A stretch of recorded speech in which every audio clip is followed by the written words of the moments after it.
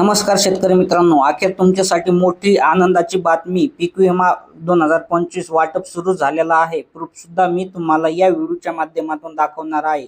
कोणत्या लाभार्थ्यांच्या बँक खात्यामध्ये ही रक्कम जमा होण्यास सुरू झालेली आहेत, यामध्ये कोणता जिल्हा आहे, याचबरोबर हे पैसे कोणत्या पिकांचे आहेत, या संदर्भात व्यवस्थित माहिती आपण या व्हिडिओच्या माध्यमातून समजून घेणार आहोत. त्यासाठी व्हिडिओ नक्की शेवटपर्यंत पहा आणि त्यापूर्वी जर चॅनलवरती आपल्यावर नवीनच आला असाल तर आपल्या चॅनलला सबस्क्राईब करा आणि हा व्हिडिओ आपल्या सर्व शेतकरी मित्रांना शेअर करा. चला तर मग व्हिडिओला सुरू करूया. पीक विमा 2025 ज्या शेतकऱ्यांचे कॅल्क्युलेशन पूर्ण झालेले आहे अशा शेतकऱ्यांच्या बँक खात्यामध्ये पहिला टप्पा वाटपास सुरू झालेला आहे. राज्य सरकारच्या माध्यमातून 1200 कोटी रुपये पहिल्या टप्प्यासाठी मंजूर करण्यात आलेले होते.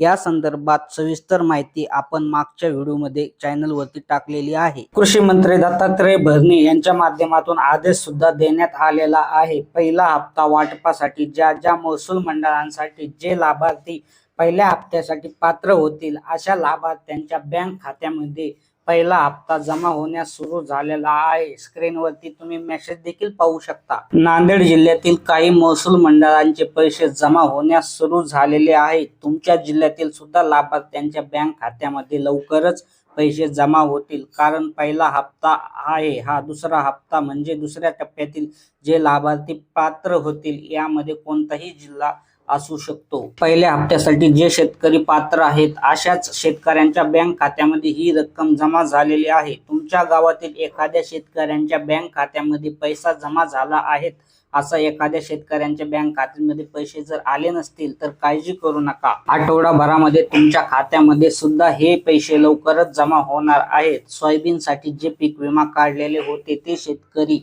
अशा लाभार्थ्यांच्या बँक खात्यामध्ये सोयाबीनचा पीक विमा जमा झालेला आहे आणि कापूस आणि तूर यांचा पीक विमा अजून बाकी आहे. सोयाबीनचा सध्या पीक विमा हा वाटप सुरू आहे. तुमच्या सुद्धा बँक खात्यामध्ये लवकरच पैसे येतील. जर पैसे आले नाही तर तुमचा कोणता जिल्हा आहे कमेंटमध्ये सांगा. तुमच्या जिल्ह्या संदर्भात जर अपडेट आली तर सर्वप्रथम आपल्या चॅनलवरती नक्की आपण अपडेट घेऊयात. हा एक दिलासा देणारा अपडेट असल्यामुळे जास्तीत जास्त शेतकऱ्यांपर्यंत हा व्हिडिओ नक्की शेअर करा आणि अशाच प्रकारच्या नवनवीन माहितीसाठी आपल्या योजना माहिती या YouTube चॅनलला सबस्क्राईब करा. धन्यवाद.